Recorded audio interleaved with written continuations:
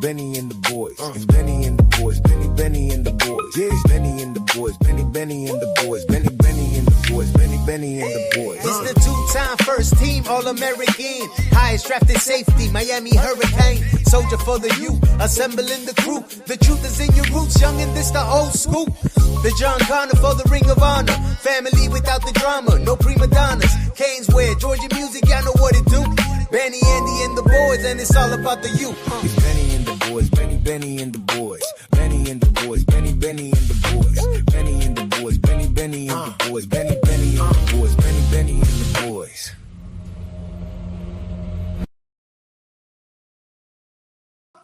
Hey, welcome to show number 3. We're here. And we got Tolbert Bain. We got and yours truly, Benny Blades. Benny Welcome Blades. to Benny Blades and the boys. Here today. We have the Lion.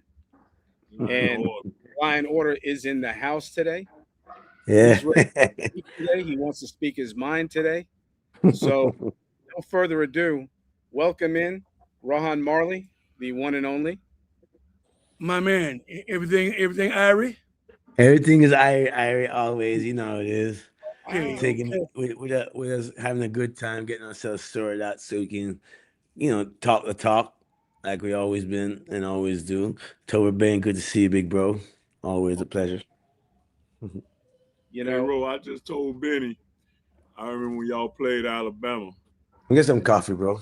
Pull back, and you Yeah. kept writing this all night long. I know you remember that one. I love that. I was over there geeked up watching you get it on. Boy. Yeah. but the thing about it, I that game taught me a lot about just the level of the game, as well as like that, there's some beasts in college football, right? And to play at the level that we're playing at, and to be playing in that national championship game, it was just everything, man. And then so for me, it was my first time in that type of atmosphere outside of us, just being in Miami in general, but to be a part of that, I didn't even know how to act. I didn't even know how to carry. I didn't even know what I was doing.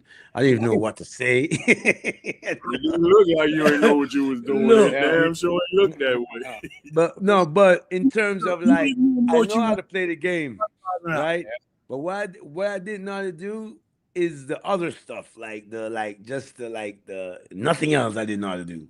I only know how to like fight and play football, and I knew that anyone that's not in our colors is an enemy. So I had like this edge, and then again I'm small, so it's almost like I felt like I had to stay on the edge like that, right? So I had to kind of. It was always a battle. So so I mean, I, I think that's what y'all older brothers love about me, is that I'm not your typical prototype linebacker, or even any type of linebacker that ever came to the U, but I was able to hold my own when y'all come and watch us train and practice. So and Tolbert and you and Benny, y'all know this. You're there every day. We look at you, it's like you playing. Like I Rohan, there's a young kid that's down there now. I think he's a freshman. yeah. And I was asking Andy earlier today. I say, this young kid reminds me of yourself. He's not big in stature, but man, I went down there to watch the practice. Man, he when I tell you he came on a blitz, and the first thing they hit the fullback, the helmet off, and he kept going to the quarterback. Man, this young kid, he's gonna be a beast. I like that. I got it. What number is he wearing? What number is I think he? it was 42. No, 42. 42. I need to go see him, because I tell you what make you crazy. You know what make you crazy? You gotta work out crazy. You know, you got it's almost like you gotta just be crazy all day long, you know, like you gotta live crazy. Meaning in like it's like you gotta just look forward to like going to weight room. You gotta look forward to like you the competition is with yourself, you know, when you're at UM, because how great you're gonna be because you're in the right place, man. You ain't there's you it's on you now, you know. So that's what I love to see. And I want to remind them that ain't nothing given to you just because you're here, you know. Because me, I learned that from asking like Shannon Crowell one time because we're gonna get ready to play the toilet bowl. And I said to Shannon Crowell, I said, man, what I gotta do to get the MVP?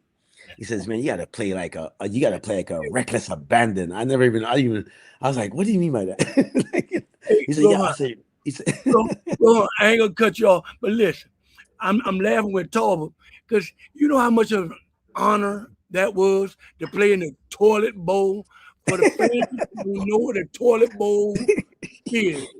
Now, if you didn't play at least 40% of the defensive snaps, even though you were a starter, you yeah, had the toilet bowl that very next day. And when I tell you it was a full out like yeah. a game. And you want That was no, old that trophy. was I'm telling you, that was probably my first big game was a toilet bowl. Because you know who we first impressed. We first got to impress our peers, meaning our big brothers. Like when the big bros them look at you and say, "All right, you ready?" Like, okay, you could back me up. They're looking big bros. They're looking for their backup. They're looking for their replacement. So when they look at the toilet bowl is when they say, okay, all right. Oh yeah, you can wear that number. That was a toilet bowl is where you set yourself for spring. That was like almost a tryout. It's like you know, like this is where you gotta show up. This is where you show up at. And I love that. That was just an internal thing. And that goes to show you the level of the camaraderie that we have at University of Miami, the respect we have for our big brothers, because this is like we're here at Benny and the Boys. We're it's no different than if we were just in the locker rooms. Benny and his boys is like it's the same thing. Like 'cause Benny's our senior, right? And Tober, you right after Benny, right, Tob? Right before me. Came out the same. I got red shirts. Yeah, so but we he ended up coming out of college at the same. Same time. No, he keep forgetting because of that '83 class is why he even came to Miami. Okay, that's why. Look here, I'm in these guys. 83 class. You had Rodney Bellinger taught me how to play. Eddie Joe Williams taught me how to play. Kenny Calhoun tipped that ball away. Wow.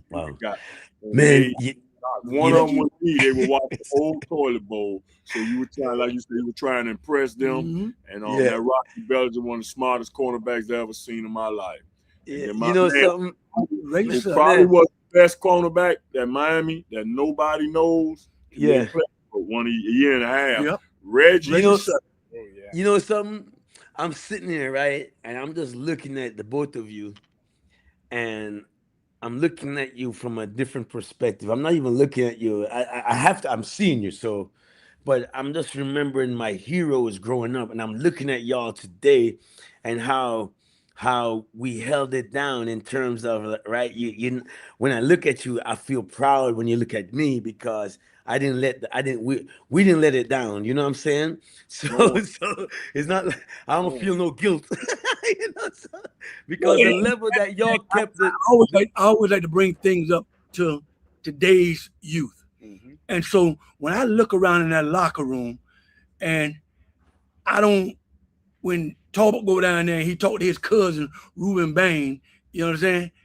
I know he pulled him to the side because it's a different era. You can't go and challenge a kid like we challenge you guys.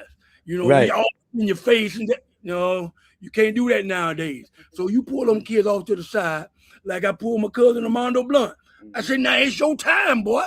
Yeah. You know, It's your time. Yeah. I need at least 10 to 12 sacks this year. Ain't no And you know what? No. It's your time. And you know what, too, Benny?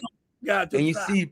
you see Benny and the boys. You see this podcast that you're doing, and you get to bring us on. It's beautiful today because the young youth, they have a thing called social media. They have a thing called telephone in their hands, so they have access to everything.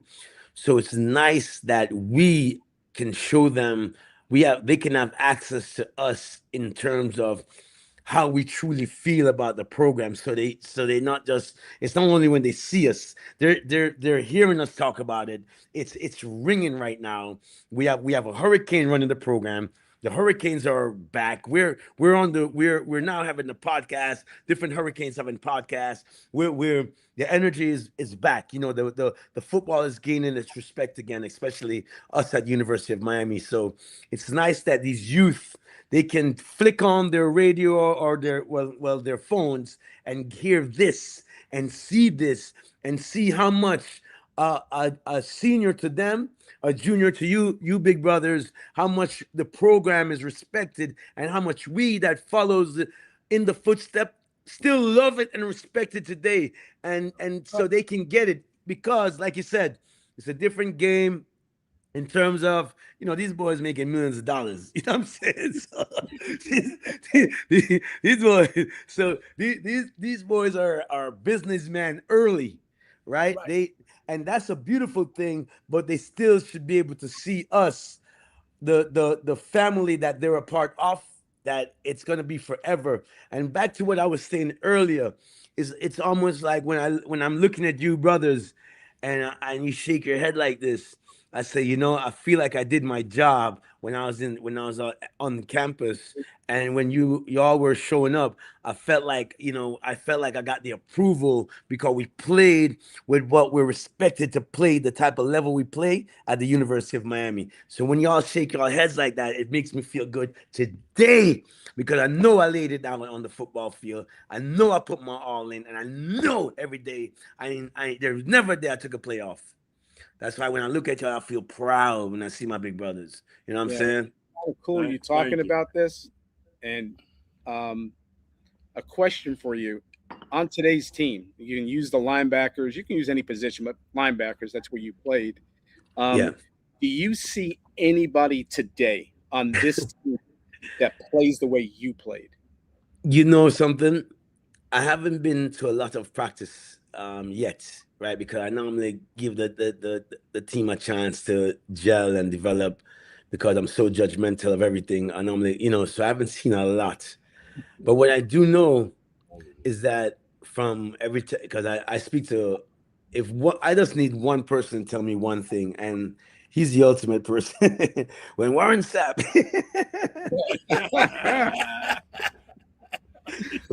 because listen to me, man. You know what it's like for him to even show up at the practice. It's like he's just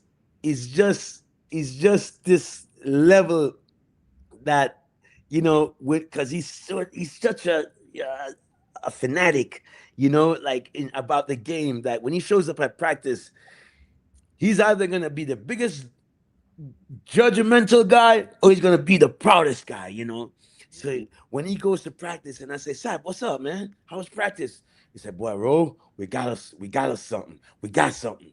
When Warren Sapp tells me that, I don't need nothing else. When Sapp, because there's no bigger, like, when Warren Sapp is happy, we all happy. Yeah. Because he's definitely gonna speak his mind. He's gonna speak his mind. So to talk about the team, I'm still just watching, because I'm a team guy today, right? Because I love being amongst all of the players in general, the offensive players, the defensive players. I'm truly active on social media with the guys.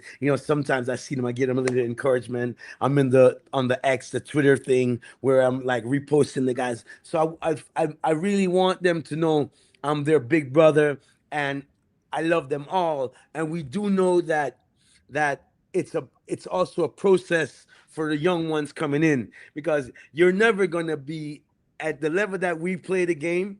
I'm never gonna be better than the senior. It's just only certain few, only certain, because at the game it's the top of the top on that field. But there's only a certain few that can come in the game and do what like a Tony is doing. You dig? And there's only a certain few special ones that's just they've been it a long time. You know what I mean? So when I look at the team today, I've been to a few of the practices, and not really focusing so much on the defense or the offense. I was just looking at the team camaraderie, and I'm looking at their aura, and I'm looking at how they look and how they walk around, and how muscular they are and how strong they are, and they're working out. And I'm hearing the stories. I'm hearing the where you at, y'all? Okay, sorry, let me catch you back here. Yeah, I'm hearing the stories. I'm hearing the stories that little man number one, Tony, how he's waking up at 4:30 in the morning. He's not the that's what it takes, man. And that's that Michael Jordan mentality right there. That's that the Woods, Tiger Woods, and that's the University of Miami mentality, and that's what we know the game to be. But that's what you need in today's game. You got to have that dog mentality mentally, that I'm going to outwork everybody, because like you said, it's millions of dollars on the line. Yeah. Okay. Yeah. So that person who really ain't working that hard, don't be mad when you ain't getting but 100,000. And you know what now? And you know what now? There's no more secrets. No. meaning ain't no under the table stuff. Yeah, everybody knows. We're gonna pay you to play. Okay. We want you, we're gonna pay you. And talk about tradition is the same thing, like you say, Torbert, about your cousin, young Bain up in Tampa Bay. You hear he's sleeping at the facility. You gotta want it, man. And he's taking that, and these young boys are seeing that, because last year, you know what, the strength that it took for the University of Miami to come from the position that they were in regards to the rankings, and go all the way even though we were better than half of them teams in front of us, but the road we traveled to get to the national championship game, that was not an easy road. That was what that's it. That to me, yeah. And then compensating, because let's be honest. I'm just speaking on this because we love the team so much. I have to commend our coaching staff, especially the offensive coaching staff. You know why? To be able to really orchestrate the game, knowing that Beck is coming off an injury, knowing that he's going to be fatigued, he can't make certain throws, and to be able to call a game that he can win within his parameters and take us that further. I'm really so those things going into this season, when you think about that, you think about, wow, okay, you never thought about it this way. Because when you think about what we were working with in terms of our weapons, remember earlier in the season we were throwing the ball down the field, but you got to remember the man arm he's coming off of surgery. It's impossible, because if you look at him today, man, he's throwing them out like nobody's business. You dig? So and so that going into this season, I'm so excited to see what the coaching staff is going to do with all these weapons, because they know how to distribute the ball. And yes. Everybody talk about the weapons we have on the outside as far as receivers and the running backs. Yeah. Nobody ever gives the credit what we call them big uglies on the offensive line. Ooh, that's your anchor. Listen, when you when I went down to practice, we have two freshmen. I'm talking about these, man. These suckers are so big. That's the most important. That's the most important tool. But they were agile. They were agile. I'm talking about these, man. These boys move their feet better than I did as a defensive back. I said, "Oh my God!" At 6'8". Big bro, man, that's for me. Everything else needed to support that because those last year, the O line to me. It's the best I've seen. It's the best I've seen an O line perform in a long, long time. See, hold up. See how you just said that? That was the best O line we have seen in a long time at UM. But the offensive line coach said this offensive line this year has the capability of being better than that. Better than the one last year. But that's how we're supposed to be. Oh, man. Back to Miami football, man. Back to Miami football. What it is. That's what Miami, bro. You know, Benny, I tell you what, and Tobo, you know this, and you know the most fun I have, right, is the most fun I have at going to the games is I like to go on the field, but I can't even watch the game because I can't see nothing. I like to watch the game at home on TV. But the best fun I have at the game is when I'm walking, like going to the restroom or something, and I buck my senior brothers like a Benny or a Tobert watching them walking. I'm watching them. They don't see me, but I see them. And I'm watching them walking and thinking about the game. And I just, man, it just makes you want to win for your big brothers, right? I'm not out there, but when I see out I don't know how they find the time to always be there. They are always there, man. They make the time, bro. All of us know you make time for that. You're gonna make time. It's still important. You know what I mean? It's still important.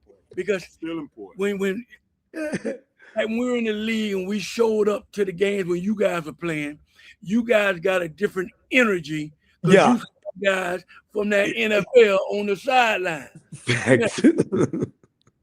Listen, when these young kids see Michael Irvin, Edwin James, Reggie Wayne, Ed Reed, myself, Ray Shockey, Ray Lewis, they know this is what is Hurricane football, but it's also what NFL U. Mm-hmm. Yeah, it's NFL. It's factory.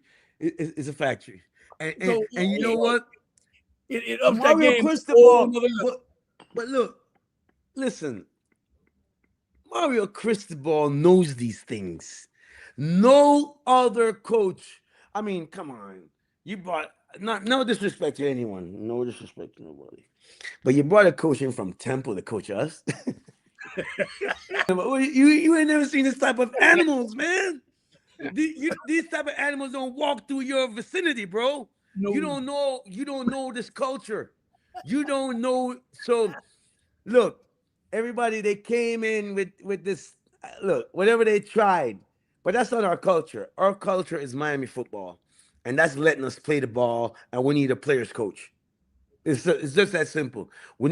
Because we're at the end of the day, we're human beings, and we ain't perfect. But you know what? We're gonna go get it though, coach. Let's straighten us out when we're wrong, but know that we're gonna go get it. I got a question for you. Talking about today's players and yesteryear's players, and you all can answer, but I want to ask Rohan first. Today's game, do you now you're looking at NIL money?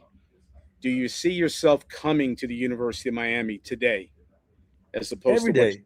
We'll get to that. Every day. What do you mean? The orange and green. This is the most international school in the world. You recognize this logo anywhere.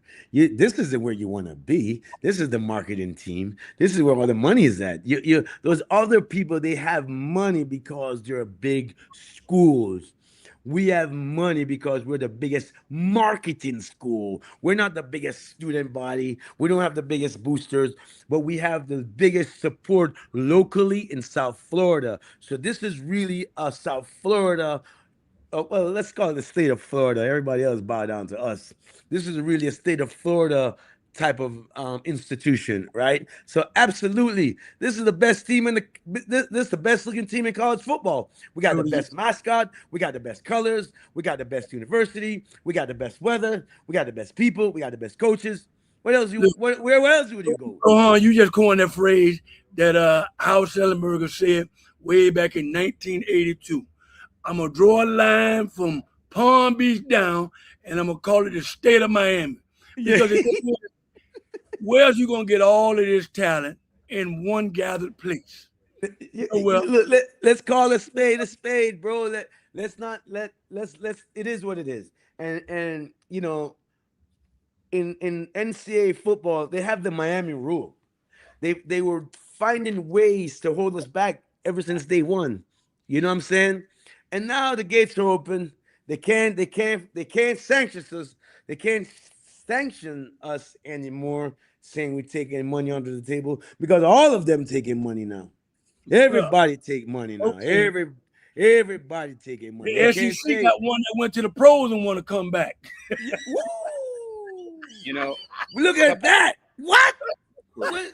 What's going on? Yeah. Okay. What? Wait a minute. Who the idiots was who put that rule in? They stupid.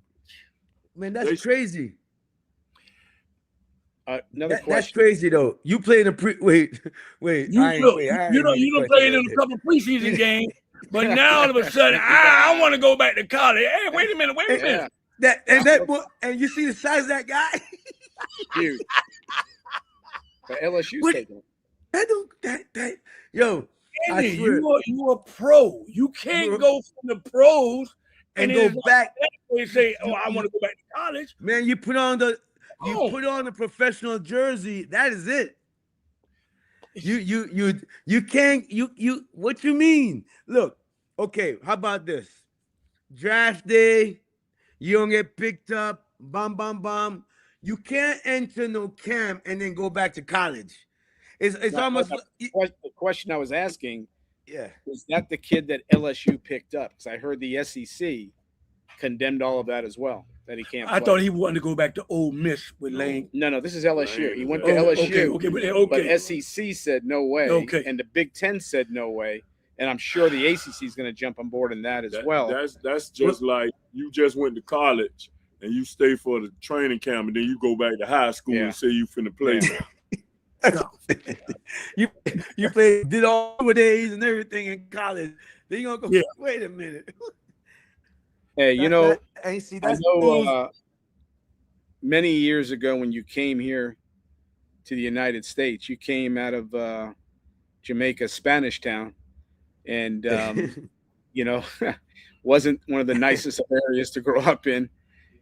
Well, it's relative to your thinking. Yeah. Because in my time, it's not that it was a nice place. It's just some people wasn't as nice as others, you know. So it's relative to your perspective, because for me it was great. Instead, it's like born in Liberty City. It's the same. For me it was great. For me it was great. I had a blast. I had an absolute blast, man. In the world. I love that neighborhood, Liberty City. Love it. Yeah, because from the outside looking in, I love this neighborhood. Yeah. From the outside looking in, I wouldn't want to go there. But me inside looking outside, I'm good. I'm good. Me looking in, I'm not going there. No, you ain't, because you become habitual. You know, and we're creatures of our. But you know how it is, bro. Of course. So if you go there and you stay in your yard, like, look. If you like how this is how the neighborhood works. If you go to a neighborhood and you're new, you have to stay in your yard until someone asks you to come out of your yard. Someone's gonna ask you to come play. If you want to be a part of the hood, you guys stay in your yard, play marbles in your yard. Let people walk by your yard and say, "Yo, what you doing, man? Who you?" And I'm blah blah blah. Okay, that's how you work it. You gotta become habitual. But first, you have to know your surroundings, which is your yard. You gotta stay your ass home. Stay your ass home. get familiar with stuff at your crib. And then when you get familiar with your crib, then you start understanding the neighborhood. That's anywhere you go. So if you just think you're gonna just jump in and well, motherfuckers might slap you around a little bit. So that's Spanish Town, sir. And when you're hungry, you go to the cane field and you break cane when you're hungry. And when you want to swim, you jump in the canal. You learn how to swim. When you want to, if you don't feel like eating cane, you go to the mango bush. You climb mango trees. And if you don't want to eat fruits, you got to make a slingshot and you got to shoot birds. And then remember this. Once you shoot the bird, you got to cook the bird. You know what that means when you got to cook the bird? You need things from the shop. You ain't got no money. You know how you get things from the shop? You got to walk around the community and pick up empty bottles. And that's how how else you going to get money? You're not going to steal, are you? I did that as a kid. Empty bottles. That's what you're supposed to do. It's called recycling. That's what they call it today. But for me, it was a hustle. Everything. So you come from Jamaica. You come here to the United States. Can you now? I've been to Jamaica many a times. I know the place. And if you're not got a Jamaican wife, if you're not seeing soccer being played, that's Brian. If you're not seeing soccer, Brian. Well, you're seeing some cricket being played. You're seeing other things, but I've never seen baseball there. Yeah. I've never seen football there, especially not hockey. I know you had one of those sled teams one year for the Olympics, but sled, how I never saw. All right, did you ever come here to play football when you never played it in Jamaica? All right, so I have two memories of football, but I don't know what football is. We had a satellite TV in Jamaica, and I used to watch a lot of WGN channel, right? Mm-hmm. And that satellite TV, when I go up to Mama Rita's house, my dad, early days, musician, they bring in stuff from America. They had a satellite TV. So I watched one game in my life. I didn't know what they were doing, but all I do remember is they were the Redskins, right? That was my first visual of a TV, of a sport, but I didn't know what was going on. I never even looked at it. I just saw it like that. And then I grew up, I fell in love with the Chicago Cubs because the only real channel you had was WGN. So I grew up watching like Ron Say. I never knew how to play baseball. I never played baseball. I played cricket. But I just because it's an American sport, it's the same weird place. I watched like the Junkyard Dog and that type of wrestling was where I started to watch that stuff. But then when I came to America in 1984, I was going to elementary school, Pinecrest, and we had PE. So the first thing they did, they had a game called kickball. But I never played this game in my life. But in Jamaica, we played dandy shandy, or I throw a lot of stones, right? But kickball now is a combination between soccer and throwing the ball, right? So I figured out that when you kick the ball, I throw the ball to the base. You had a strong arm, but the ball was so dang big. I'm like, damn. Okay, that's what you do. I kick, but I used to kick it so far, and I used to run so fast, etc. Now comes PE, and they got the football. The ball I never seen before in my life. So I say, what's this? They said, oh, you have to hold like this and you throw it like that. And blah, blah, blah, blah, blah. So in order for me to learn the game, Miami Dolphins, they were very popular at the time. This was a team with the Blackwoods. This was before Oferdal was a linebacker, but it was Blackwoods. Nat Moore was on that team. Remember I told you this, Benny. Nat Moore was remember I told you that. And Don Stock was the backup to, this was Don Strock or Strock, right? Don Strock. Don Strock was the backup to Dan Marine. And I know my stuff now. Chill out now.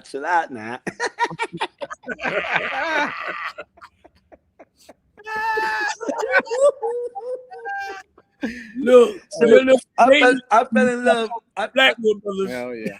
Yeah, I fell in love with the game, like just watching that, and the song that played all the time was Miami Dolphins, Miami Dolphins, Miami Dolphins number one.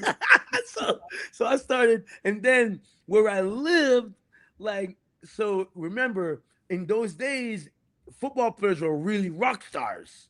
They were rock stars. So I lived in this area where Eddie Brown, before I knew about Eddie Brown at Miami, I knew about Eddie Brown at the Bengals. But he lived on my block. So every time we drive by, they say, that's Eddie Brown's house. That's Eddie Brown's house. So my whole life, I wanted to meet Eddie Brown. That's Eddie Brown's house. That's Eddie Brown's house.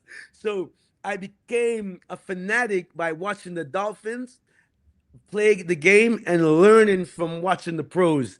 And that's how I became a lover of the game, by just being in the atmosphere, being in the schools, and then later on in life, when I went to junior high school, I met some of my brethren that really, the guys that are responsible for a lot of my football development. It happened. Sean Taylor's family, right? My uncle was at the time, before Sean was a young baby. He was dating Sean's auntie, and so I would go, and his one of Sean's uncle, Mike Otar, and then Dave, all of the family, that family there taught me a lot about the game and about swagger of the game. And then now they taught me how to watch football, and then I started falling in love with the University of Miami from them times, because I'm going back to, like, I just remember, like, my mind, it's a flash. But I just couldn't believe one thing, right? It started with George Mara, but it went from, this is when I was like, because I was a fan after getting into the linebacker mode. I was liking, what's his name, number 44 from Oklahoma. That's who I modeled my little game after, right?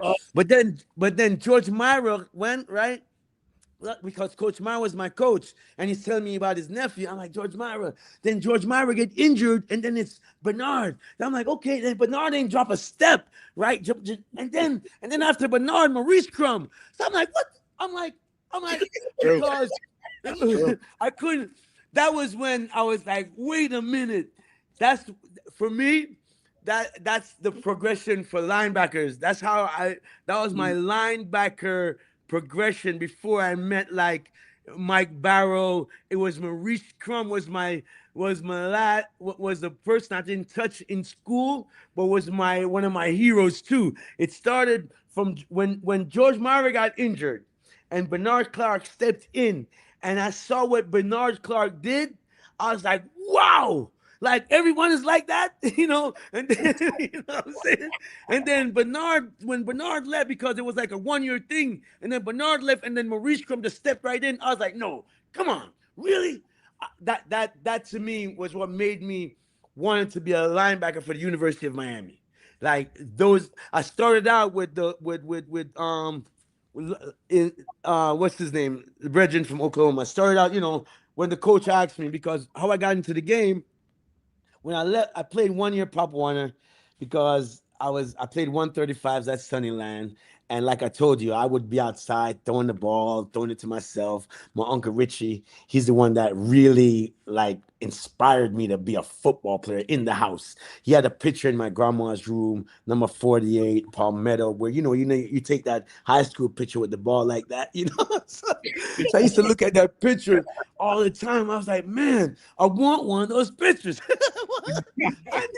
Because why? Remember, they expelled me from school.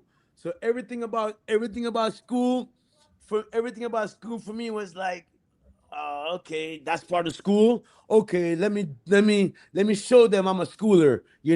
So I had to gain all these things through school, get the scholarship. Everything I had to do was to prove that I can go to school, right? So learning the game through that, Uncle Richie teaching me the game, going to Optimus League. I played 1 year, 8th grade, and then 9th grade I was a little bit too heavy for Optimus. My PE coach was telling me, Rohan, you should try for the baseball team. When you get Delgado's the coach at Palmetto, when you get there, try out for baseball, because I used to throw a lot of stones. And in PE, well, Tell them That's how you learn how to dodge. That's right. Yeah. Because it's called Stonewall, and that's how I had to defend myself. So I'm moving up and down, you know. And when I was little, so I used to have to just do those things to survive. I got to Palmetto High School. I tried out for the JV baseball team. I was pitching, but I couldn't swing the bat. I didn't know. My problem was I never played golf. I never did any American sports. I only played cricket, so I could not get the mechanics of how to swing a bat. But I'll say, Marley, take one for the team. I didn't even know what that meant. Take one for the team. Oh, that boy. That ball slapped me in my side. It's just like getting hit with a rock, you know. That ball, because I used to be like that, and get out the way. And they say, take one for the team. I'm like, take one for the team. I said, what that mean? You gotta let it hit you. So I can get on base and be a runner, you know. Man, they say, take one. 3-2, bad. Take one for the team, bad. Way to go. Attaboy. I'm like, God damn. So I never got too, I had a good arm. I used to, like I told you, I wanted to be a quarterback down Marino. So my thing was going to the Tropical Park and throwing the baseball at the circus. And I used to get the ball at 82 miles per hour, 85. So I thought I had an arm, you know. So when I got to high school now, they said, what position you want to play? I said, quarterback. When I went quarterback, when they say, all right, first day of practice, all right, Marley, get out there. I said, what I got to do? Get up under the center. I don't know nothing about the quarterback.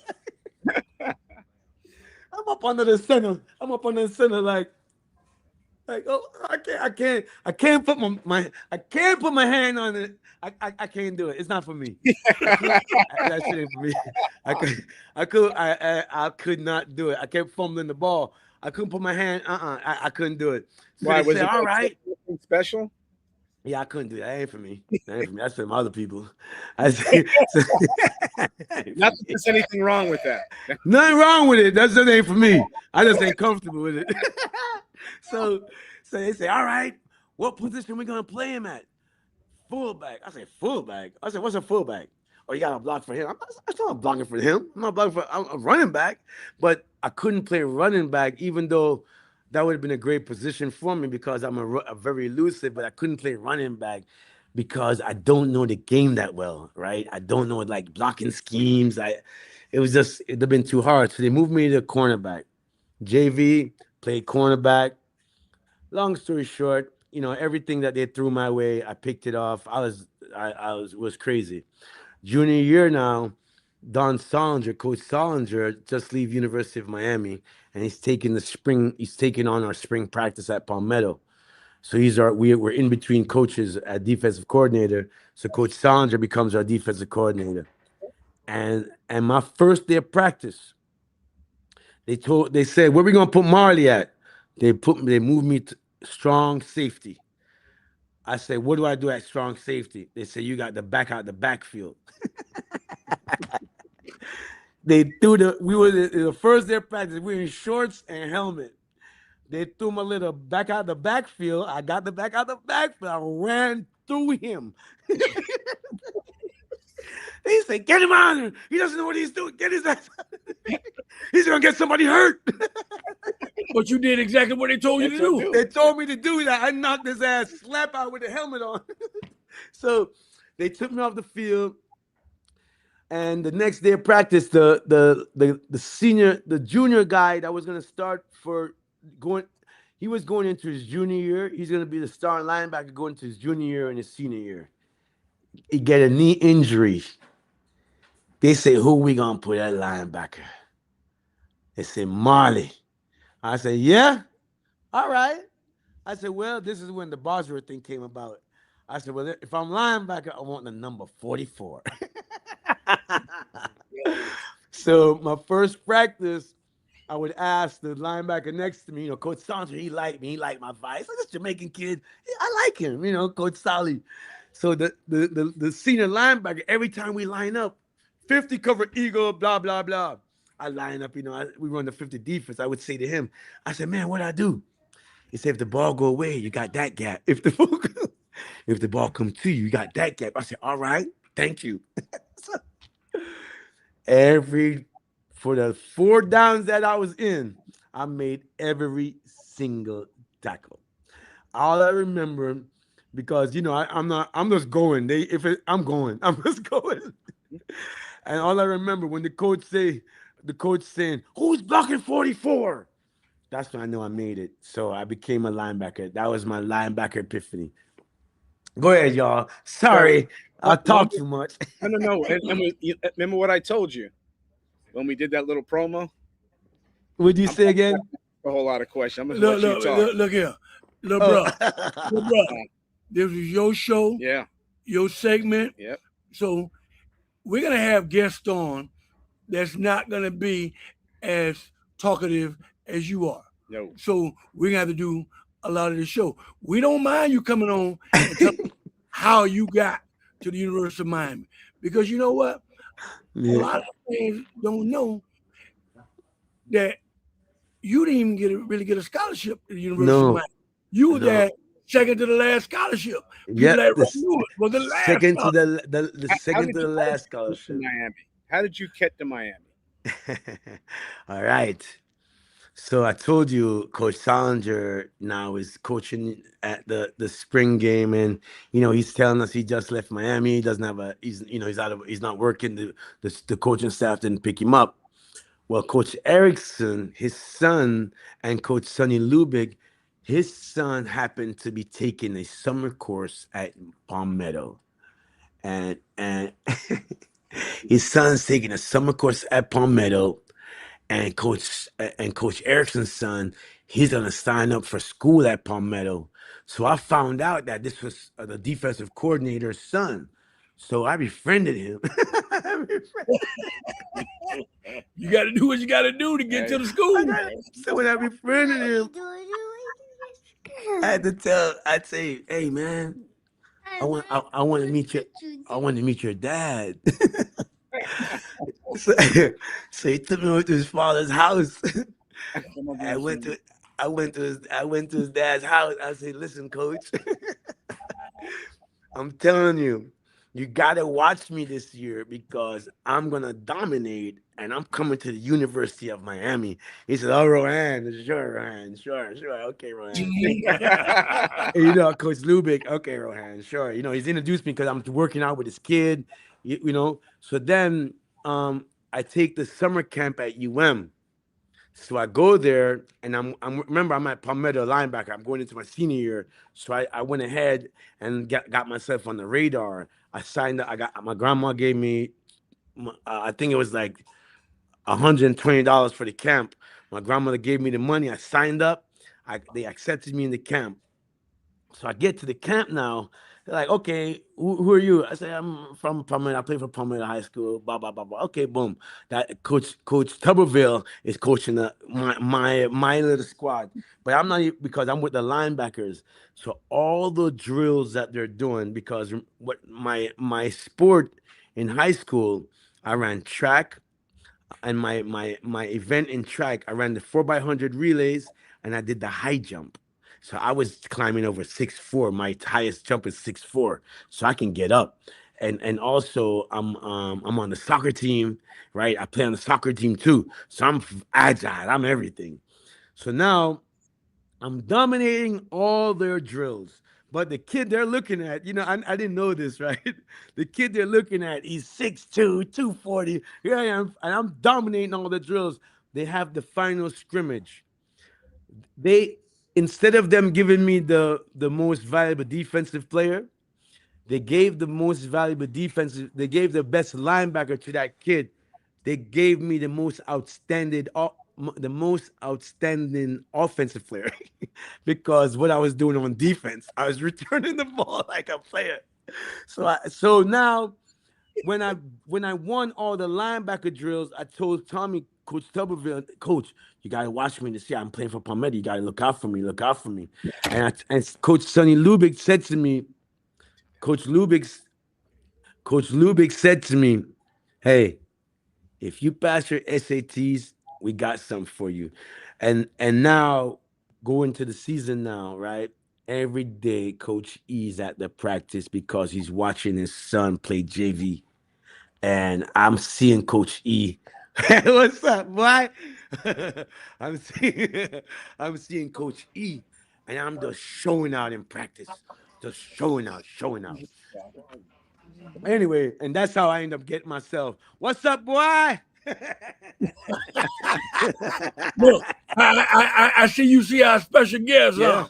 Yeah, I had to cut that short, man. I'm gonna let you take over, sir. No, he doesn't have to take over, but this is a segment I love to talk about because this is very, very controversial for Q.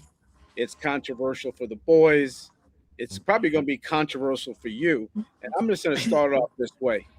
So Quatrain Hill is in the house. This is our special guest today. Running back, fullback. He can do anything on the field. If you were to put him at linebacker, hey, Rohan, he can do it. He can play a play. He can play a play. He can play a play. I think. Quarterback. But here's the crazy thing. Okay? Oh, I can throw. I know you can throw. I got an interception too. Let's look at the stats. Yeah. Are you ready for this? Here's where the controversy is going to fly. Where the controversy? It's going to fly. Where the controversy? So, Rohan, before you got to the U, for us and a lot of people, the greatest college football team of all time was the 1983 Nebraska Cornhuskers, which the University of Miami beat. But they still remained the greatest team of all time, even though they got beat. Then comes the 1986 team that lost to Penn State, the University of Miami. We lost to Penn State. And in the old school realm, most people consider that team to never win a national championship the greatest team ever put together. And then, of course, we have 2001, which almost everybody. You're just gonna skip over us. Well, here's the thing. with that 2001 team, say would have beat. Hold on 1 second. Let me tell you something first and foremost. You see, I don't judge it. I don't look at the teams like that. I'm a defensive player, right? And it's not fair because some teams, like for instance, after we just we ain't gonna look at it like that because you ain't gonna just walk past us. Okay. And like we wasn't around. Most people, y'all judging the team based on who won the national title, right? Okay. But I'm talking about like the stats. Like we're all here. I'll give you. So you want a stat? 37. We want NFL draft picks. No, we're not that kind of stats. No. That ain't got nothing to do with it. I got a stat for you. He missed this one. If our offense never scored a touchdown, our defense was so good, we would have still gone 8-4. 8-4. There you go. And that's the stat I'm talking about. That's a stat. That's a good stat. So I looked at the stat. That's a good. Those are the stats. And I'll give you another stat to go with that defense stat. Our offense is so good. Our kicker was a finalist for the Luke Groza, a punter, Luke Groza award, but he couldn't be in any All-American team, so he didn't get the punt enough. Look, let's he didn't have enough punt to register as All-American. Let me tell you something. Let's be honest right here. And you we don't know. It's the outsiders is who judge us. You see, we know that the ones that come after us is always they're always going to be better than. It's like it's just what it is. They're going to be faster, better, and greater. That's just because they have us that's giving them the knowledge to learn from. So it's not about a competition of who's better. It's more about we're so happy that we can. Only the University of Miami can even have this type of conversation. ain't no other school can even have this argument. Yeah, Rohan, that's what I was gonna say. Every time they talk about best teams, the only way they can get a real conversation out of us is to get us talking about us. That's it. Which one of you guys is better? Here's what I'll give you. I'd rather have been y'all because I spent the past 20 years waiting to feel like what every previous Kane got to feel like. You play there, you did your good, then you get to come back every year and watch the team after you do what you did, dominate like how you got to dominate. And I had to sit there year after year and not get to experience it. And then you'll get to experience it this year. I'm like, man, this is what y'all got. They're like, yeah, this is what it's supposed to feel like. So I missed out on that. That's the part after you leave to you. You're supposed to be able to feel that every year. Ask them what we talked. What did I say on this podcast earlier when we started out? Isn't that what Quadrine is saying right now about what we want and what we expect, what we came with and what we expect to come after us? Exactly that. We want them to think about it like this, Quadrine. Now, if there wasn't a 83, 86, 87 Miami Hurricane that team that dominated, when we got to school there, people like Chuck Foreman, who had a tremendous Miami Hurricanes career and NFL career, we never heard of him until you looked them up. Until you became what? Prolific in knowing who played at Miami. If it wasn't for them teams, most of y'all would have been, man, I'm not going to Miami. Miami don't win. There's a suntan. Yeah. So it's not. That's not a that question right there is it's for the outsiders internally, because we're dogs, we lions. Ain't no right. We're not gonna tell you all that team. We gotta hold our own. Everybody's just like Benny, played their best. Hey Benny, you said it right. You absolutely right. There is no us without you. Right. Every year we had that bottle. I mean that jar of UM greatness, and every year we got new people to go in there that wanted to add to it. Everybody who didn't think they could step up there wouldn't show up, and y'all will come in and pour back into us every single week. I mean every off season, every bye week, we got the best of the best in the world, not in college, in the world, in that locker room, trying to compete with us, showing us what we should be doing, how we should be doing it.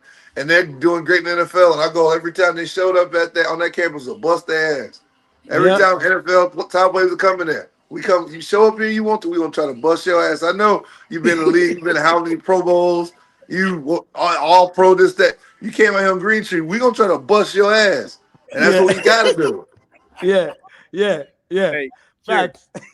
There was a question asked to you, and I want them to hear it, because I'm going to ask them the same question. What was the greatest football game you ever played in or ever saw?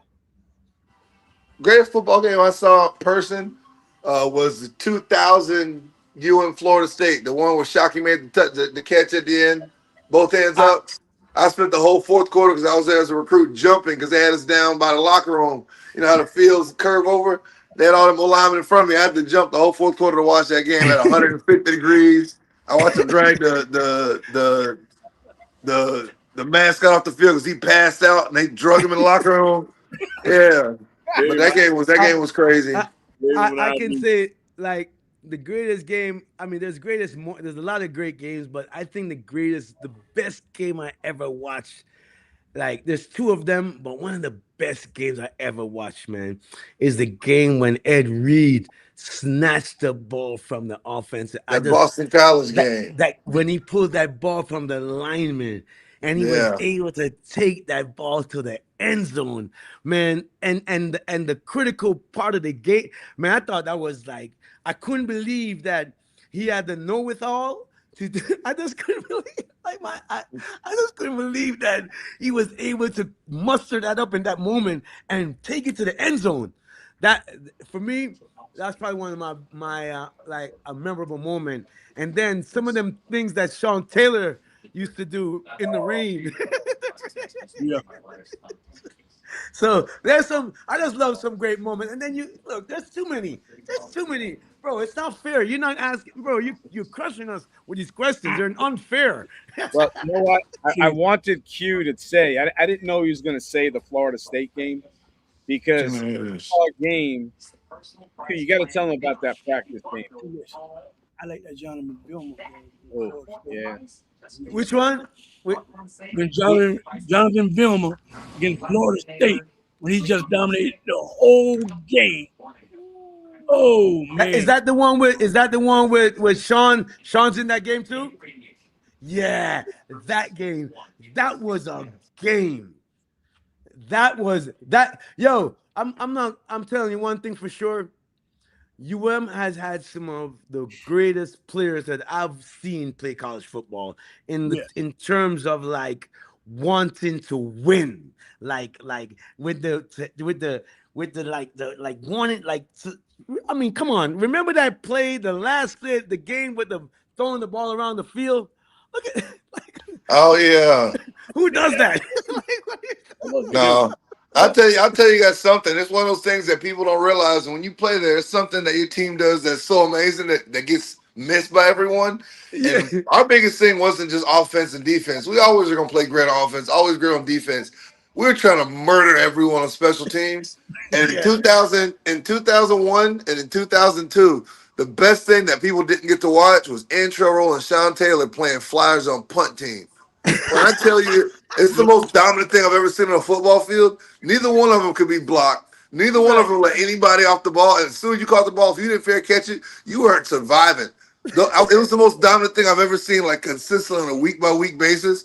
Imagine that, like the year when they would have to be backups as freshmen, they were doing flyer. But then the next year when they both were starting All-Americans, I think they were doing it in 2003 as well because we love doing special teams. But those two at the flyer is the most dominant thing I ever saw because the guy trying to guard him immediately was just getting launched off the field, and the two of them were running full speed down.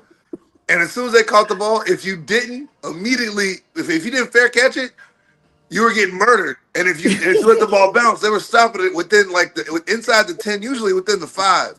It was the most dominant thing I ever saw, and that most people don't get to watch. But if you go back and watch those old games in 2001, 2, and 3, and just watch every punt return, there is no punt return. There isn't one. It was every single one. And all the starters, we'd be up by 50, all the starters out of the game. And we'd be over there hiding on the sidelines so they didn't get to take out the starters on special teams because they forgot to tell us. If you go back to Syracuse game, I think it was in 03, where we were up by like 50, and all of a sudden Sean Taylor scores a touchdown on a punt because the punter threw the ball to him because they forgot to call us out, and it was automatic, and he scored a touchdown, spun the ball, and kicked the extra point from like the 55 because everybody ran on the field. But those guys were killing it. It's just how the team was, man. Everybody wanted to play every snap. Yo, I seen some very like to your point, bro, in terms of like great teams.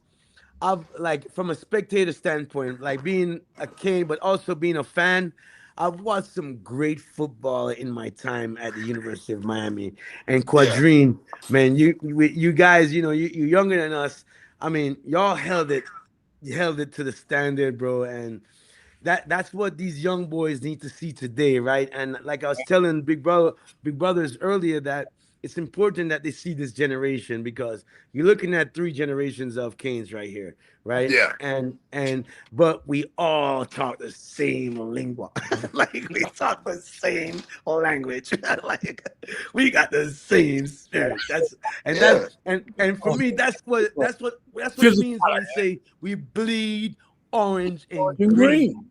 So I grew up in South Florida. See, Benny and Papa Bain over here, they grew up not having a them to watch. See, I grew up having a them to watch. I grew up having a you to watch.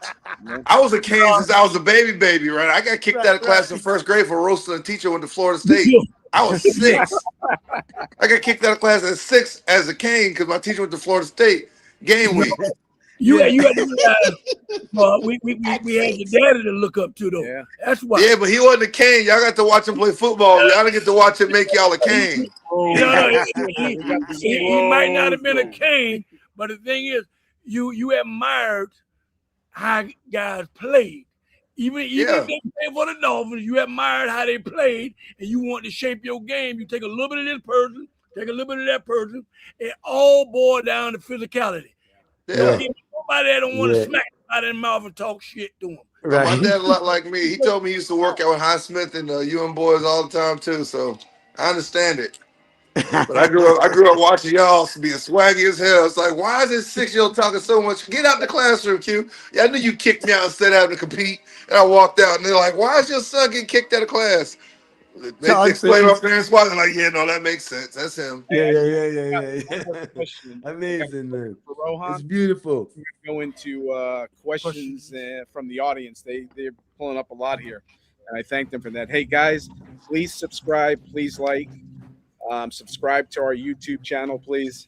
That's the way you keep us going here. Yeah, so I can get more of these former Hurricanes on, because trust me, it's a lot more. I want all of the audience to hear the stories. Guys like Frank Gores, guys like the Ed Reed.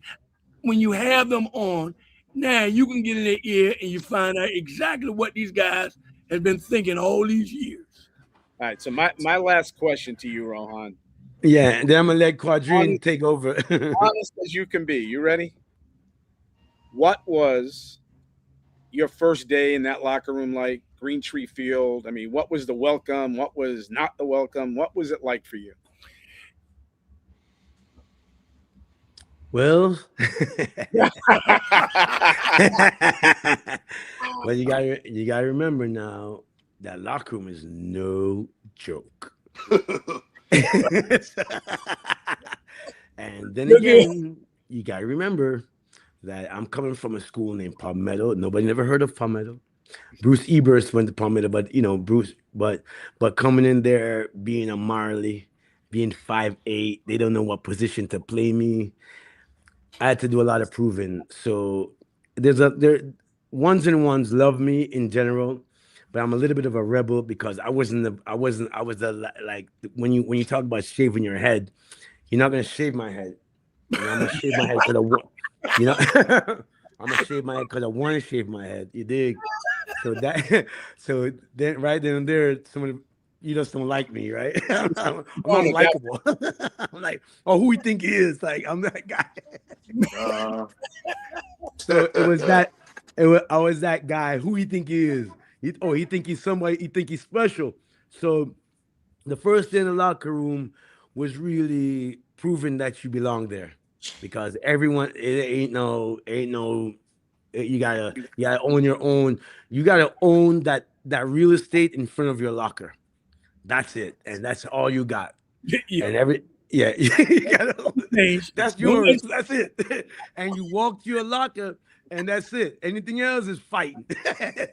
Everything else is war. So for me, it was like it's like you know what I mean? Because everyone in there, remember, when I get there, everybody competing. You know what I mean? I don't have a position assigned. I'm fighting with the walk-ons. I'm fighting with the walk-ons think they're better than me. You know what I'm saying? So they look at me like, man, who is this guy? He my size. How I'm a walk-on? He got a scholarship. So I had to defend it. You know what I mean? So that was my first day. My first day was showing these guys that I'm a warrior. And I belong here. So that was it. Well, you proved that. Thank you for that. You proved that. Respect. Yeah. So, man, I'm going to let Quadrine take over, bro. Little brother, respect and love. Thank you. Respect, big bro. So much time, bro. But trust me, this is somewhere that we need to share our voice, because we want everyone to support Big Bro Benny. And you see Big Bro Tolbert right there, and everything that Andy's been doing with the program ever since day one. These are Canes, man, like us. So anything that we can do to support this program, we're gonna support it. Benny and the boys, Rastafari, love my brother, love you so much. My boy. I love. All right, Lion Order. Shit. All right, Gio, we got some questions for the guys. Yes, we do. Let me pull up some questions here. So here we go. Here we go. So Scott Hall asks, what do you think about the players that got drafted by the NFL asking to come back to play college ball? And do the Canes have any prospects this year? My whole thing on this, going to the NFL, I've always thought once you declared, I can't hear you guys. In any sport, you can have Usain Bolt. All of a sudden, you go to the Olympics and say, now I want to go back and run for the college. Once you can declare yourself, in my opinion, as a professional athlete, That's what you are. It's bad enough you're getting NIL money and you're not considered a pro. Once you are a professional athlete, stay professional. Don't have a tennis player come back to go to high school. Don't have a soccer player come back to go back to high school. It is what it is. Once you're a pro, be a pro. Let it go. So the SEC and the Big Ten have already denounced that anybody in those leagues cannot come back and play. And I'm assuming the ACC and everybody else is going to come up with the same thing. So good question, Scott. All right, let's see what else we got here. So this comes from Lord Bakington. He said, "We are the only college football team in the country that competes against ourselves. We have so many great players. Eventually, we will have the most Hall of Famers in the NFL." And that's true, because no matter what era that Hurricanes start debating with one another, because you can take a Ted Hendricks and he could debate you all day long about how him and Chuck changed the game for Suntan U, as well as Quatrain and those guys changed it in 2001. Okay, each era has had guys that went on and transcended their time in the NFL. Okay, and I talked to somebody today, and they're upset that we're going to pass Notre Dame and USC. It's almost like they want the Reggie Waynes, the Frank Gores, who should both have been first ballot Hall of Famers.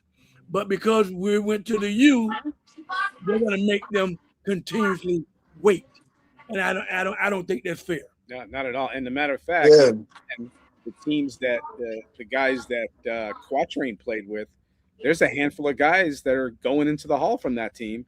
Well, yeah, I mean, if we put Calais, I don't think there's any way he misses with all the longevity in his stats. Calais should be a Hall of Famer when he gets around to it. Definitely. Yeah. Definitely. And I think Jimmy Graham might be one that jumps into as well. You know, he's going on the ballot soon. Greg Olson's coming on next year. Let's see what else. Vince is on the ballot right now. And that's we're still that university that people love to hate. They can say what they want to say. Absolutely. But you know what I mean? We live rent-free in their heads, though. That's the greatest part. They paying us rent to live in their head. Time they're paying us a special guest on the show. Hate somebody when it comes to hurricane stuff. First person I call is Q. He can debate anybody when it comes to the hurricane. So I told you I've been doing it since 6 years old, getting kicked out of first grade Spanish class. Got a lot of years doing this. Yeah. What's up? Q, you gotta learn to be like me. I don't debate him. I say, just go look at the stats. Yeah. Oh, it's not a debate, Benny. It's a whooping real quick. I say something slick and walk off. Let's see here. We got this comes from Slug Bruce. He said, to the old Canes, who gave the best motivational speech as a player when they were on the team? My answer is easy for me. Look, I don't think we had motivational speakers, but I'm gonna let you Bang tell you about our boy Danny Stubbs. Danny Stubbs, he would go tell him how he'll go off in that huddle. Look, you're allowed to say it. Look, we had no. When I tell you, you didn't have to motivate any of us. But if Danny Stubbs was 2 seconds away from getting a sack and that quarterback threw that ball, God damn it, that Toba Payne, you better. And he would cuss his ass out from A to Z because he wanted to get that sack. So we didn't need no motivational speeches. Well, ours we didn't. It was every pregame we had something, but ours that pigeon-toed Edward Reed. That boy coming there, he just would speak from the heart. And it wasn't like he was trying to do anything. He would tell you how he felt. It would just come off with so much motivation. I remember I was injured. I wasn't even playing, man. I was looking for a helmet. Well, he have you getting ready to go. And it was just, it's just him talking how he talks. If you have a conversation with Ed when he's passionate about something, you're going to feel his passion. It's like some people speak to motivate you. Some people speak from their heart, and you just ready to, whatever he doing, I'm doing too. And that was Ed. He would get you ready to fight through something. He walked in holding the rose last game of the season in 01. Came in there with a rose in his hand. He's like, hey, y'all, I ain't never won. He started going off. I was like, I ain't crying. Y'all crying, man. Let's just go fight somebody for somebody crying and get pissed off. He got you ready to move. So we got here from Juan Manuel, Mr. Benny and Mr. Bain. What happened in 87 versus Sterling Sharp in South Carolina? That turned out to be one of the best South Carolina teams. The 87 team beat a lot of top 10 teams. They were good. Yeah. It started from their quarterback, Todd Ellington. People could say what they wanted to say, but he was a true collegiate quarterback. He may not have transferred his style to the NFL, but I tell you what, when you had Ryan Bethea, Sterling Sharp, I forget who their tight end was, and Smith. Danny Smith. No, you see, he knows. Boy, he hit him in the mouth so much. No, hey, Quadrant. You know, we come out pregame, we call up, you know, the guy we finna go against and you know, get him a little rattle. First time we played them, next year when they came to the Orange Bowl and played, Danny Smith came out and said, Thomas Bain. I said, oh, shit, he went to play. You met me over here waiting for us, huh? I looked back at him. I said, yeah, I'm ready. I said, oh, shit. They was loaded. Hey, Harold Green was the running back, yes, right? sir. Gio, I got a quick question from somebody. What's up? Go. They basically wanted to know, and this is for the newer team now, but it's going to go to Quad's team and it can go to your teams too. When Hall of Famers show up at practice, okay, do you notice them? Do you play a little harder? What does it feel like? And I know the team now, when these guys come onto the field and the Ed Reeds and the Ray Lewis, they notice. They know they're there, but they're focused. It's practice. After practice, they can talk and do whatever they want to do, but I know the team is totally focused. But Q, you had a team of now going to be Hall of Famers, but when the guys came to your practices, what was it like for you or your games as well? Being dead honest, two things. One, it happened every single game, so it wasn't like it became not shocking anymore. Yeah. I tell everybody, most people in the NFL, when if they're not like married with the family already, they spend most of their time in South Florida anyway. And every single game spends their off season in South Florida. Their bye weeks are back down here in South Florida. So every single week we knew we had certain people on the sideline and we have certain people at practice. It became normal. It didn't bother us. And two, we had already self-awareness of who we were. So none of us were like, this is crazy. Because I mean, outside of that, our parents would be on the sideline and it'd be like, Kellen Winslow Sr.'s here and Quantra's dad is here and this person. Every single week we had different people on the sideline, you know. The mix of who our team was, how we already saw ourselves, and the fact that they were every single week. It became normal. It wasn't like the one time it did throw us off was the first time I saw the fans react to something, and we're in the field like, what the hell's happening? Why is everyone cheering? I'm like, did I miss something? I stood up. What? And all of a sudden I realized Jimmy Johnson had walked out of the field, and it got to a full standing ovation in the packed stadium. And for like 2 minutes, I couldn't figure out what the hell was going on because Jimmy was walking out to the field. And I didn't know. I'm looking at the field like, why is everyone starting to cheer? Like it's not even a play happening right now. They got back in the offensive huddle because we're trying to go over play some last drive, and finally realized because he walked down the sideline. I was like, oh, okay, now I get it. Jimmy got that standing ovation. But outside of that, it'd be Shaq on the sideline. It'd be other Pro Bowlers and NFL and Major League Baseball celebrities every single week on our sidelines. It just became normal. When you got it became normal to be at the university. When we were there, I know for me, my biggest thrill was seeing, because I didn't even know he played at the University of Miami, when Otis Anderson came to practice.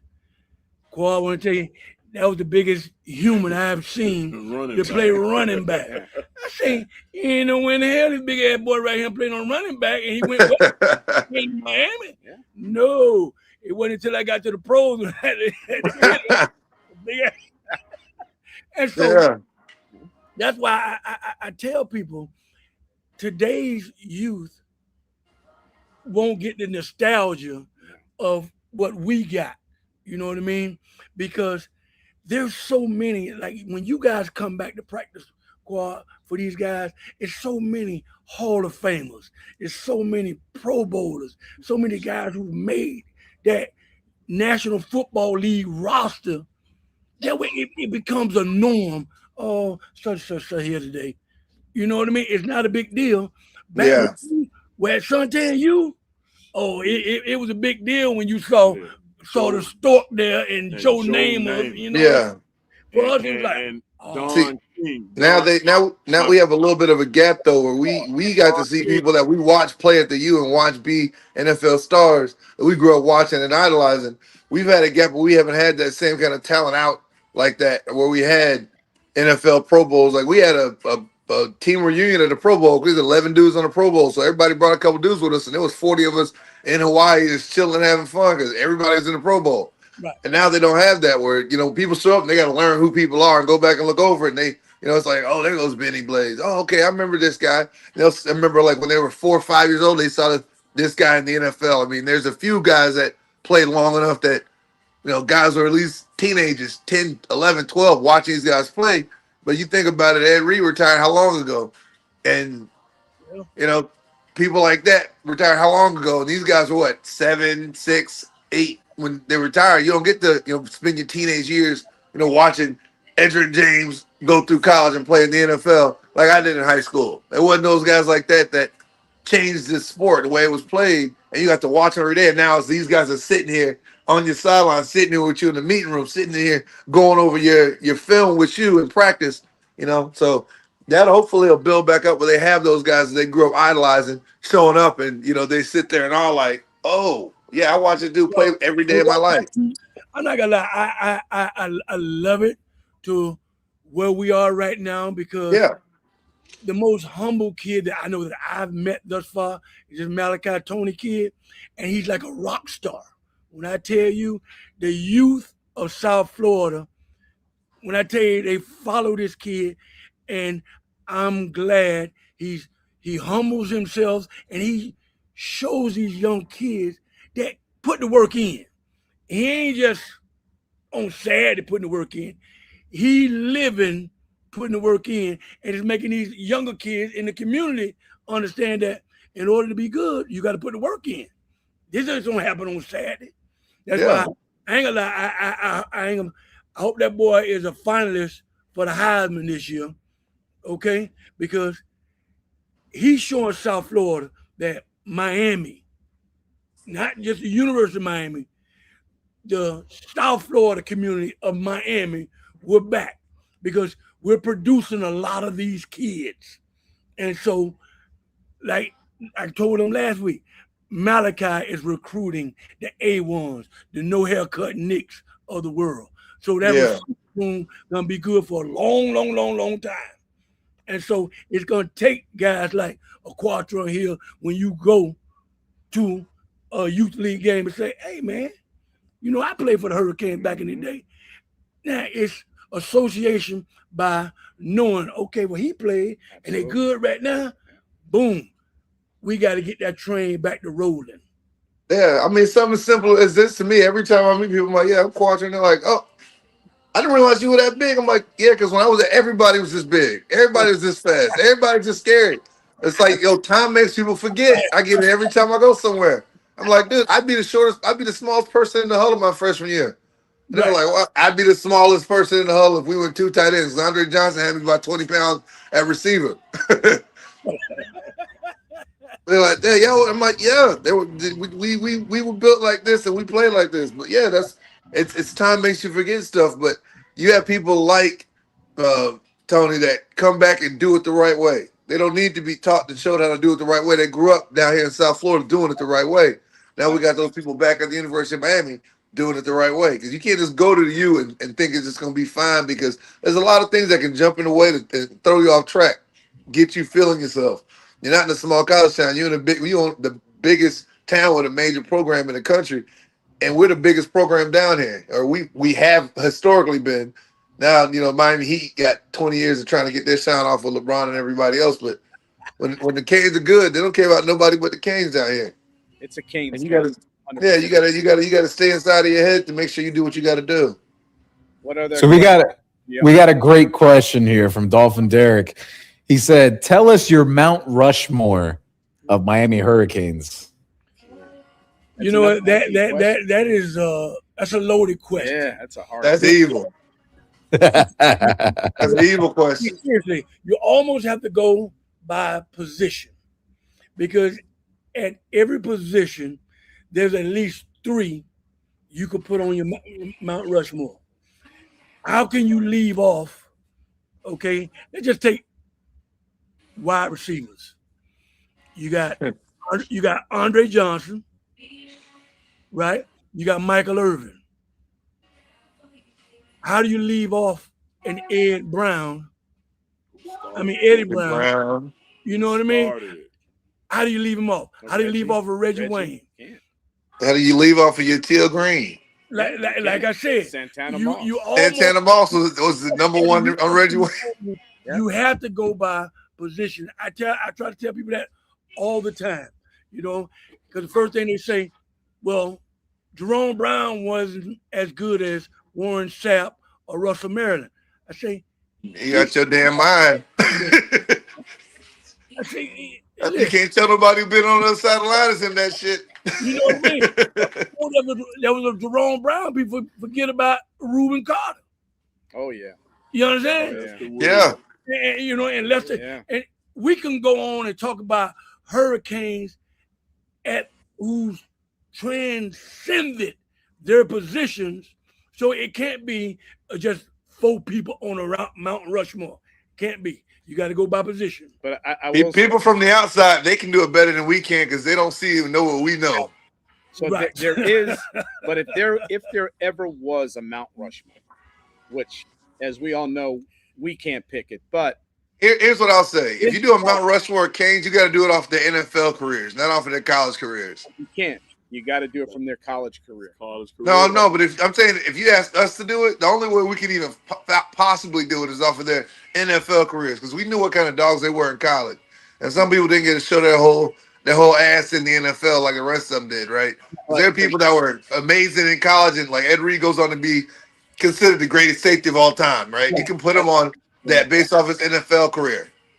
So for me, if there had to be one, just Andy, you just pick one. Can you imagine? You met just one, right? It's not. My one is Howard Schnellenberger. He has to be on there. He has to be the guy that created what we have now. But here's the thing that people will say.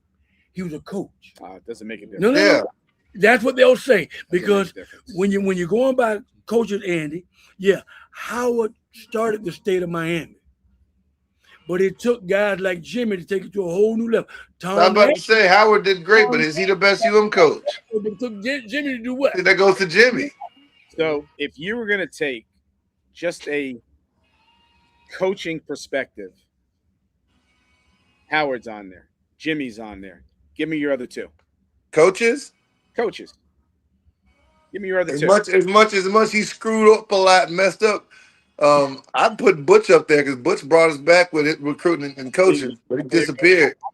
Right now, for what's going on, Mario's head is like halfway up right now. Yeah. He's way up on that Mount Rushmore. He basically had to reset something that was right, and he had to say, look, I got to fix this. It's been going wrong for a while. I got to fix it, and he's doing it the right way. Let him finish off his job. You can't go in the Hall of Fame in the Hall of Fame when you're still playing. Can't go on the Mount Rushmore when you're still alive, right? But how do we leave off the 2-time national championship coach Erickson? Well, same reason they leave off Coker. No, we're fed off what somebody else did. The greatest debate. Absolutely. For centuries. Absolutely. Because people who live in, if they're 4 years old right now, they're not going to remember those old heads who paved the way. So never heard of him. They're gonna say, the research is not there. It ain't no 8mm film that they can go back and look at it. My best one is when you talk about old school and you say we had a really good coach back in the 70s. We had Saban. The kids go, man, Nick Saban was at Miami back in the 70s. I said, guys, you got to go look in do your Google search and see the Hurricane coaches from back then. But we got another question. Yes, we do actually. So I think Q and Benny and even Tolbert can take this. With all the Canes as a whole, who is the consensus best safety? Can I answer that? I'm going to answer before they answer it. Listen, it has nothing for me about bias or anything. As long as I know Benny, as long as I know Ed, as long as I know the safeties that have come through, they're all great. I mean, one on top of another, man, that's really hard to do. But for me, there's only one Thorpe Award winner, national champion. I can go through all the Hall of Fames, and I know what people did in their pro careers. You know, Benny did it as well. So for me, it's Benny. Number 2, it's Ed, and number 3, I put Sean there, but I could name one other. But I'll put Sean at number 3. Who do you got, Q? Listen, I respect Benny. I love him to death. I grew up watching Benny play. I grew up watching his brother play. I'll tell you, because I have obviously my personal bias, because I got to play with the man on a team of some of the greatest players of all time. Mm-hmm. Ed stood out above the rest as the best player on the team. And it was clear to me day one. I'm like, okay, I go back and talk to Dad, because, Dad knows football. He's like, son, who's the best player on the team? I was like, listen, I knew Ed Reed was good. I did not know he was this damn good. I didn't know he was that fast, that smart, that quick, that on top of everything, he would just shut down practice. The only person who could shut down practice, because nobody made mistakes anywhere. And Ed was like, no, nobody made a mistake. He just made you make one on accident. I know Benny is great, and I love watching Benny play. And I would say Benny might have been the earliest safety that I saw just put fear in people, just try to catch the ball when he's around, because he's not close, and then he's really close, and then you get helped out the field with Benny, because he was big and fast and hurt people. But mine is just the way Ed tracked the ball. That was to me my greatest player that I played with in college. I mean, I played with Tom Brady in the pros, and to me it was like a A1. A1A, 1B as far as the best player I played with between Tom Brady and Ed Reed. So I can't not say Ed. Yeah. But I will say I respect and love what Benny did, because there's no Ed Reed without a Benny Blades. Yeah. No, see, I'm not gonna toot my own horn, because I know what I've done over the years. But my thing is, like I told you guys the last 2 shows, for me, Sean Taylor, just because his career got cut short, we don't know how far this boy ceiling could have gone. What did I tell y'all? Think about this, Q. Sean gets drafted to the Washington Redskins. Ed Reed is playing for the Baltimore Ravens. If you ever know about the DMV, when I tell you competitive, Baltimore, Washington, it ain't by chance Ed Reed becomes the NFL Defensive Player of the Year after Ray won it the year before. Who would have won it that next year? Sean Taylor. Hey, Sean Taylor was out there killing them boys. He had NFL players terrified. He was on a mission. He wanted everybody and let everybody know that he was the greatest safety to ever come through University of Miami. But and now, for me, it's always going to be guys like Fred Marion. See, people don't know Fred Marion had a 14-year career for the New England Patriots. Yeah. You know what I'm saying? This man was no slouch. He just played in the era where it was suntan U. That's it. So there was no credibility to his name. You know what I'm saying? And there's a lot more who played that game. And for me, I'm always give those guys their credit and their flowers. Absolutely. Because like I tell you, I know what I've done. And yeah, I go and I fight that fight every year. And that's why I'm glad, Quadrant, we finally got on the watch list one University of Miami safety. Oh. Y'all have no idea how many times I go to Oklahoma City. Oh. Y'all don't even look at nobody from the University of Miami. Do y'all even send people down there to find out? Because it ain't no way that Ed and Sean should both have the Jim Thorpe Award in their living rooms. Not only did they lead the best team and best defense, they led the country in interceptions. They did everything you could possibly ask for. It was the highlight plays, lead national championships, lead every statistical category. And like, we're gonna give it to this guy because Miami gets too much. We know. Every award that is out there, there's a hatred towards Miami. Oh yeah, hatred.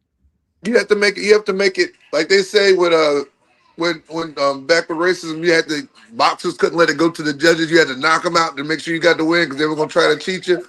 You had to make it Bryant McKinney level of you can't deny it. He got the award, right? You had to do it like that to make it so undeniable they can't take it away from you, and they still try. Who was yours? Your safety. Number one in Miami.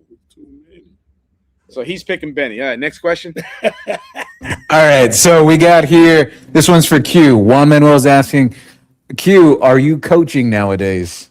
No, I'm not coaching. I'm coaching. I work with like camps and different things where I can work with people.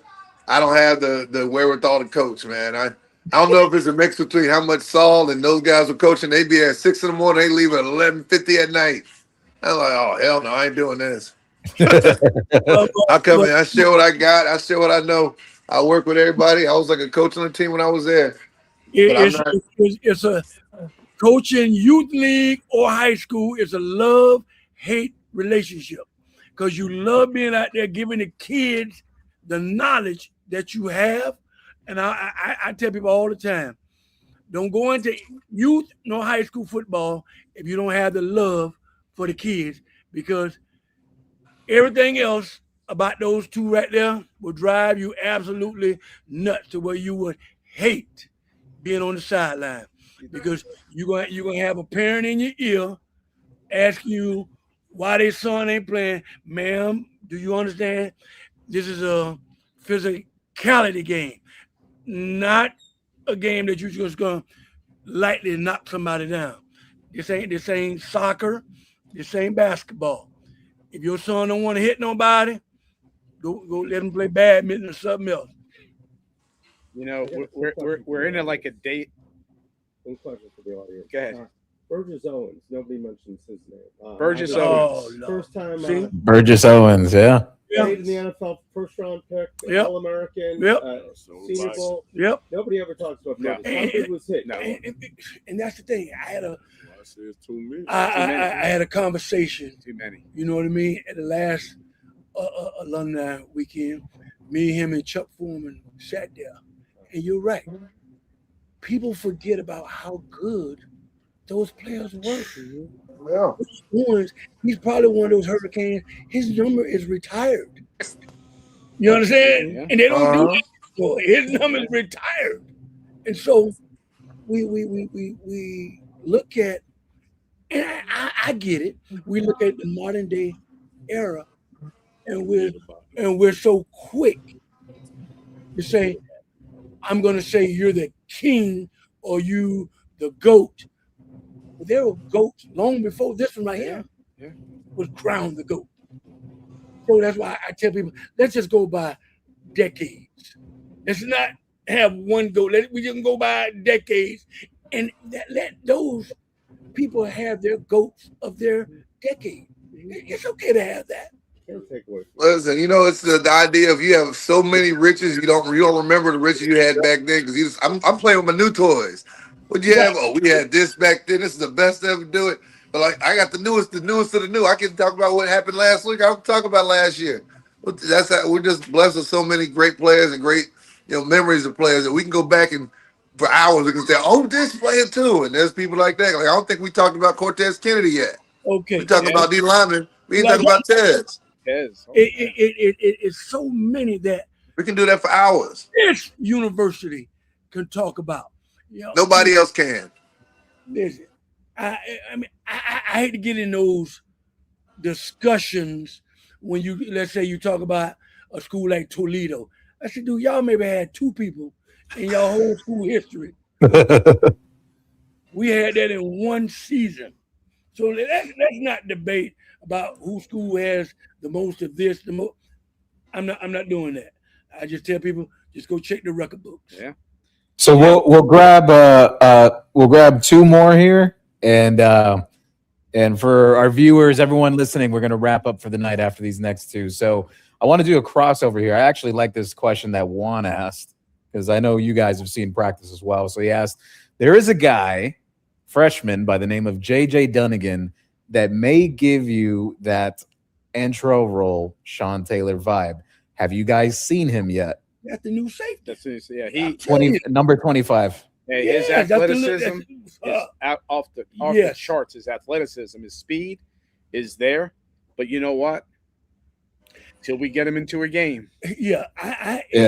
It's just going to be hard unless we're blowing teams out to get him into the ball game as a true freshman, because the 2 safeties that they have in front of him, he's a specimen. It's just like what Quatrin just said. It was hard to get Sean Taylor on the field when you have an Ed Reed in front of him. And I think this is what we're going to have now, because to me, our secondary, I like all 4 of our corners, and I like our 2 starting safeties. Yeah. So I hope them corners don't do like in the Indiana game when they throw that fucking back shoulder fade. Get up. That was some bullshit. I know they saw that on tape. Did you see that? In the same play on me. Did you see that in the opening game this past week? He tried to throw behind shoulder. That didn't work for him in the NFL. That was a pick 6 if you watch film. Oh, man, but listen, what Ben just said.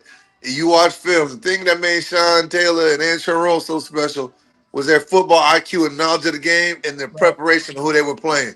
There's a lot of people that come in big, tall, and fast, right? They don't become Antrell Roll. They don't become Sean Taylor if they don't understand who they're playing and know everything that's about to happen. Antrell and Sean, not only did they not make mistakes, they made plays because they were watching the film. They're like, oh, see what they're doing. I'm a player, and here's coming right here. And they making plays on the ball. They in the backfield making tackles because they knew what was happening in every single game, and they knew football. So we got safeties and people that come in athletic all the time. They don't become people like that. They don't become a Benny Blades until you understand the game. No, this is why me and Andy get into, a small discussion.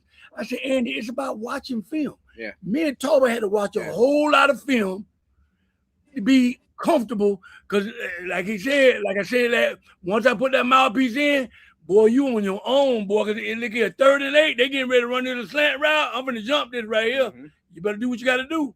Yep, you better know I'm jumping it too. And that's the thing. A lot of young kids, they may have the size, the speed, the athleticism, but are you doing what it takes to watch that film, to get on the field so that coach have that confidence in you? Listen. I hope this happens, though. When we blowing people out, they get those backups in to get some quality reps. 100%. Because if y'all rewind the tape, when we made it to the ACC championship game, Trajan Bandy got hurt on the 2nd play. They had to put that true freshman on the field that had not played that many snaps, and it showed. We must get up. We need to get those guys in and get some quality reps, so it won't be if something go wrong. Just like they say with the linebacker when we played in the national championship game when George kept playing, Tiger had to go. He was ready because he had done got good quality reps. He stepped up. Quality reps, seeing film on yourself, being able to say, "Oh, this is what I'm doing wrong." You know what? For the layman out there, to understand film work and how it really goes into effect on the field, just turn on that Ohio State game, that pick 6 by Scott. That is pure film room. He saw everything in slow motion, what was happening. Yeah. And he decoyed it as well. You got to.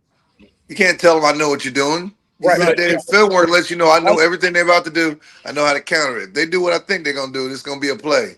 Yeah, but Smith wasn't ready for that at all. He thought So we got we got a two-parter to cap the night. So this combined together. Money Making Mitch said, guys, what player was your biggest rival in your Miami career? And then tell us your wildest on-field story as a Cane. So biggest rival you went against as a player, just a single player who you felt was like a rival, and then your wildest story on the field as a Cane. Mine was Frankie Neal. People don't know about him. Played at Florida Gators, wide receiver, went like third round Green Bay. He was up there at the same time. Sterling Shaw was there, and he was a ball player. He was from Okeechobee, Florida. Crazy as the day long, but he was a hell of a football player. We had some good battles. For me, I put him in that mindset of Marion Butts. I just think the Charger. No, yeah, the big boy from the Chargers. I'm talking about Sammy Smith. Sammy's from Florida State. Sammy's sophomore year, his junior year, and definitely his senior year. You knew you had to bring all the ass in your pants. Oh, you're going to get beat up. Because he was coming out that backfield with vengeance. You know what I mean? And state champion. Yeah, and that's the thing about you don't see running backs that big anymore. Name me one. That's 6'2", 230 pounds, and running a 4.4, maybe 4.3, because he was a 100-meter state champion. We had a team full of them. Yeah. No. We talking about those Hurricanes. But I'm talking about. I know. I'm joking. When you're facing somebody else, that's why I would tell Sammy Smith could have came and played in our backfield. I couldn't say that about nobody else. Because he had that mentality that one man ain't gonna tackle me, and that's a mentality that what? That's a winner's mentality. It's like using like a Jerome Bettis. Like I said, a lot of people don't have that mentality. Andy. Yeah, I remember Sean Taylor had one with Greg Jones because he was about 255. I remember how big Greg Jones was at Florida State. I don't know, him and Sean Taylor would go at it, boy. He ran Sean Taylor over one game, and next year we played him. He broke a 50-yard, and Sean finally caught him and knocked him through the Gatorade table on the sideline, 40 yards down the field. I didn't really have an on-field rival. I started for 4 years, and I don't remember people like that. But I do have a most embarrassing play, memorable play. Boy, it was Mario Williams, number 1 overall pick, 6'8", about 295, like 8% body fat. He went in front of Reggie Bush, and we played NC State. They had him and Manny Williams, we both first-round DNs, and we ran power all game. And I've been digging into them boys. We killing them, man, on a punt. I'll never forget. I blame him on national TV. Leon Williams just didn't block his guy. He went the wrong way. I'm the up back. Mario got 5 yards off the ball, guard me, trying to stop me from getting down the field. The dude comes straight up the middle. Should have blocked the punt. On film, the ball went through his hands. I turned around to try to recover and tackle. And by the time I realized that Mario had a 10-yard head start, I turned around and I got lifted. I mean, he drugged me through the middle of the field. He had a 10-yard head start, got on both pads. Launched, lifted. I'm in the middle. I don't know what it's like to get raped in prison, but I know how it feels when it starts. Because I'm kicking and screaming. He's just mashing me through the floor. I said, oh, hell no. I grabbed that face mask. I punched him square in his chin. Bloop. Other hand. Hit him twice clean. Ref threw flags on both of us. We both get unsportsmanlike conduct. He didn't even do nothing wrong. Just looked so bad. The ref, I guess, felt sorry for me. I got cussed out by Saul because I should have got kicked out of the game. I told Saul, like I tell everybody, if my mom would have did that to me on national TV, I would have hit her too. I never felt more helpless in my life. So memorable moment. And then me and Mario both go to the Texans out of college, and I'm there with me, Eric Winston, and Rashad Butler, 2 more linemen, and me. He's like, man, y'all Miami guys are tough. And he looks at me, and goes, Hey man, you punched me in the face. Like, damn right, I punched you in the face. We've been battling all game. You got a clean cheap one on me too, man. Well, yeah, Q, man, I really appreciate you coming on. Love you as our pop-up guest today.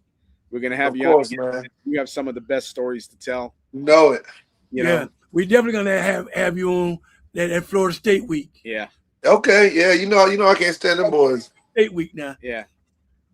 And thank you again, man, for coming on this show. You know it. You know it. Little bro. All right. Appreciate y'all, big bro. Thank you. Always a pleasure.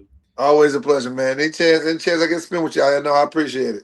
No, we appreciate you. Thank you. See y'all soon, man. Have a good one.